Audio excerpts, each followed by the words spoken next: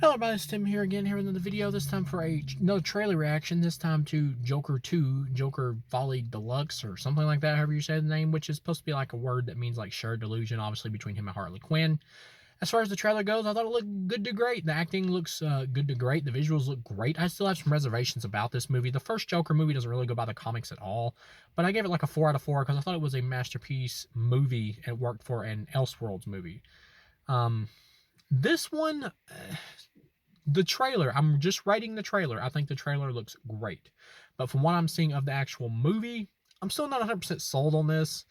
I know the whole musical number thing that's supposed to be in the movie and all that, and the multiple musical numbers are supposed to be inside Joker and Harley's heads. I get it. They're crazy. I get it. But at the same time, seeing Joker and Harley like dance and like sing to musical things is a little corny for me. I'm sorry. It just is, no matter how well it's done.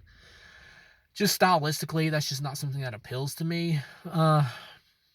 But the acting, like I said, looks good to great. Lady Gaga's been playing a much more down to earth Harley Quinn that fits more inside this universe than like what Margot Robbie's version was.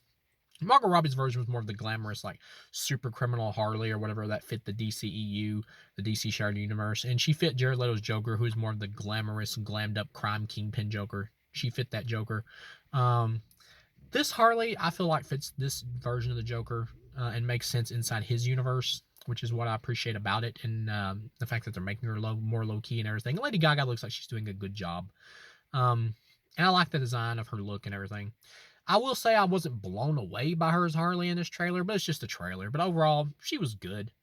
Um, as far as this film goes, my reservations about it, I just don't think the Joker story needs a sequel. And just the idea of like the Joker, how he came to be and all that and everything, and how he rose to power and became the Joker or whatever, is just more interesting than his relationship with Harley Quinn. It just is to me. And another thing is, of course, they're changing stuff from the comics just like they did in the first Joker movie. Here, Harley is no longer a psychiatrist who the Joker manipulates so he can escape Arkham or whatever. Here, she's just another fellow crazy person to make it fit in more with Joaquin Phoenix's Joker, because this Joker is not a criminal mastermind. He's not someone who's going to be like manipulating a psychiatrist or whatever to like escape a mental facility. He's just not. This Joker is more falling in love with another mental patient who shares similar. Hold on just a minute here. Sorry about that, I had an itch. But this Joker is just going to be falling in love with another mental patient who just happens to be female who has a similar mental problems to him. So, yeah, it makes sense in the context of Joaquin Phoenix's universe. It does. Other things I'm worried about here is that I don't want. What I'm really kind of nervous about with this movie is I really don't want this movie to be too focused on Harley Quinn. This is supposed to be a Joker movie, and it is a sequel to a Joker movie, and Joker is still more popular than Harley Quinn, and he's still Batman's main adversary. But lately, WB and stuff, they've been really trying to like push Harley Quinn to the forefront to try to like make her this big selling marketing item because she was popular in Suicide Squad. And so they just see that as, well, people must really extremely love her. The mainstream audience must, so let's just push her. But what they don't understand is the reason she worked so well in Suicide Squad, the first one, is because she was a side character. She was a side character. Harley ever works better when she's on a team, not when she's like trying to sell a movie by herself. And granted, in this trailer, it doesn't totally look like that. It does look like Joaquin Phoenix's Joker is still the star here, but at the same time, it does look somewhat like they are trying to push her more to the forefront somewhat in some scenes in the trailer to me. And so that has me a little worried. I don't want some kind of Harley feminist message movie or something. I don't have an interest in that. And I'm not trying to be one. I'm not one of those people who cries woke about everything and sees wokeness and everything just because it has a feminist message and stuff like that. Like, I don't care if movies want to have feminist messages. I don't have a problem with it, and I'm fine with diversity. I find a diverse cast more interesting than a cast that is just all standard white people or all white males or whatever. But at the same time, not every movie needs a message. Not every movie has to say something.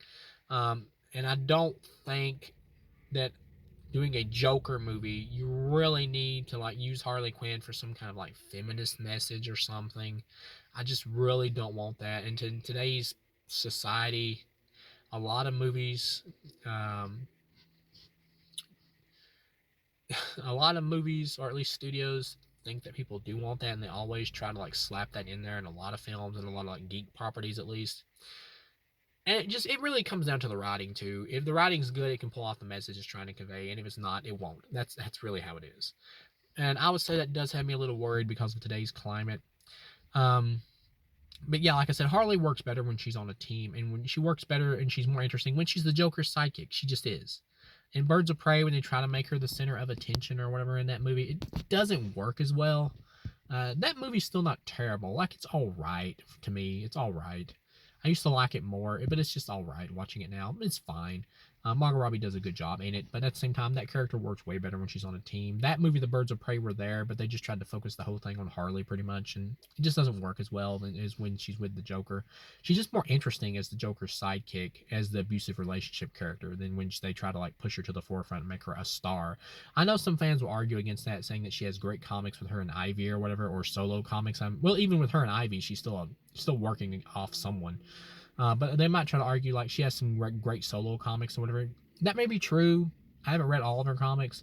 Maybe she is good in some comics, but characters who are good in like certain things work better in comics than they do in movies. Harley is just not interesting to me enough as like this cutesy character to sustain an entire movie, as compared to someone like the Joker. So she works better when she's playing off someone. And I hope that's what this movie does with her playing off Joaquin Phoenix. I'll say this, from the looks of the movie, the vibe that I'm getting here is that it's going to be a movie where these two fall in love, and they're going to be having like delusions of them like singing and dancing together in musical love numbers. And then by the end of the movie, somehow they might get out of Arkham or whatever. And by the end of the movie, it's going to be like them singing or not singing, but be like them in love or whatever.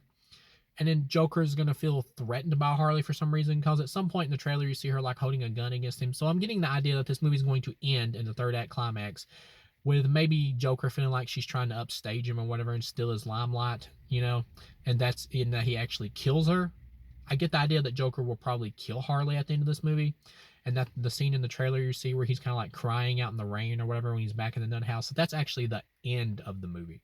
I'm getting the vibe that that's going to be the end of the movie, and we're going to see Joaquin Phoenix at the end being arrested again after he's killed Harley, and he's going to be in like prison crying in the rain and all that, because realizing that he regrets killing her because he did love her, and that's what it's going to be. And it's going to be like another tragic story for the Joker. He's going to be sitting there like crying and laughing or whatever about how horrible everything's turned out, and that's how the movie's going to end. It's going to be another tragic story for the Joker. And if that's the case, honestly, I'm fine with it. I think that works. But it still isn't quite interesting compared to the first movie of the Joker, like becoming the Joker. So my opinion on this is that this is going to end up being one of those really good to possibly maybe great sequels that will be overshadowed by a masterpiece original that will get probably good reviews, but it won't be as remembered or as impactful as that first one. It'll be something like the 2010, the sequel to 2001, A Space Odyssey, or whatever the hell that was called, that sequel that they did to it. Just mostly forgotten. I have a feeling that this one won't be as forgotten because it'll be remembered because Harley Quinn's in it. And it's just a Joker movie. It's more of a geek property, so it'll be more remembered. But this doesn't feel like, to me, like it's going to compete in the same ballpark as that original movie. It just doesn't. And most of that is just because the Joker just does not need a sequel. That movie just doesn't need a sequel. It just doesn't. That story was open and closed. There was no reason for this sequel to exist. But there's no reason for most sequels to exist, so what the hell. But yeah, pretty much my thoughts on it are, as a trailer, it does look great. I'm still not 100% sold on this movie, and I still don't think by the end I'm going to enjoy this movie as much as that first one. But overall, as a trailer, I do think it looks great and well put together. So, thank you guys for watching, and I'll see you again.